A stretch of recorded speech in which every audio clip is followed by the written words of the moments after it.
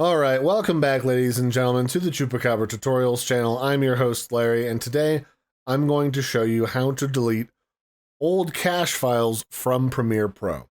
The simple answer is, when you delete old footage, Premiere Pro doesn't always delete the cache files that it makes, the super compressed versions that make it easier and faster to edit your videos. So to make sure that they are deleted, go to Edit, go down to your Preferences, and then go down to Media Cache. Under Media Cache, click this big delete button and delete unused media cache files here at the top. You might also have the option to delete all media cache files, which would require you to restart the program, but it's not currently allowing me to do that.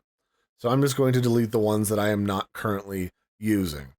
And that way I make sure that, having just deleted a bunch of stuff off of my computer, that I don't have a bunch of other versions of it lingering in the background, and it's a great way to save space. So I hope you found this helpful.